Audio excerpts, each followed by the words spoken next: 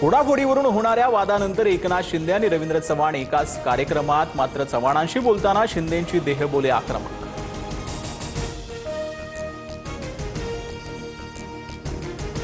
तुम मुझको कब तक रोकोगे शेरो शायरीतून श्रीकांत शिंदेंचा इशारा। माझ्यासाठी खड्डे खोदलेल्यांचं काय झालं हे सर्वांनी पाहिलं।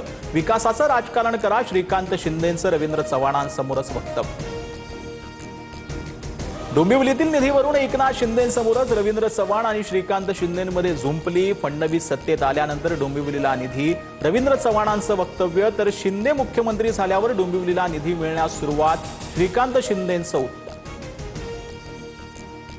पुण्यात पवारांसोबत युतीसाठी अजित पवारच आग्रही असल्याचे चित्र। युतीसाठी अजितदादांच्या पवारांचे विश्वासू अंकुश काकडेंना फोन, पवारांना लिहिलेल्या पत्रात जगतापांकडून दादांच्या फोनचा खुलासा।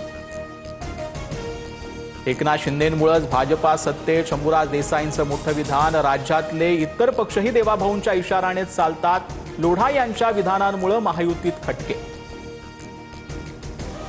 महायुती होती म्हणून आपण सत्तेत याचं भान प्रत्येकानं ठेवावं। कोण कुणामुळे सत्तेत अशी ही श्रेयवादाची लढाई नाही, नवनाथ बन यांचं शिवसेना नेत्यांना उत्तर।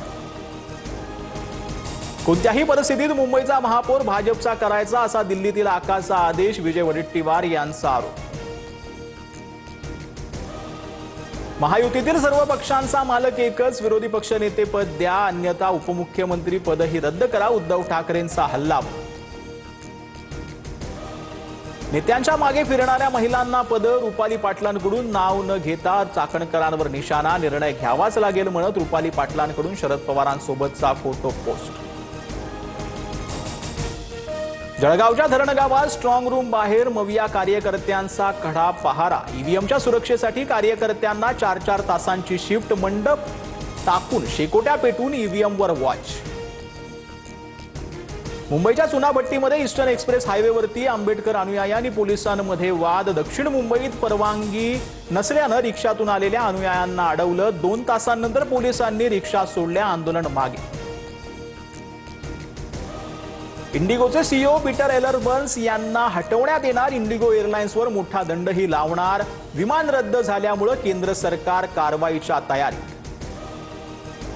तपोवनातील झाडं तोडून होणाऱ्या प्रदर्शन केंद्राच्या निविदा प्रक्रियेला स्थगिती, मंत्री गिरीश महाजनांची माहिती। वृक्षतोड करून तपोवनातील जागेवर भव्य डोम उभारला जाणार होता।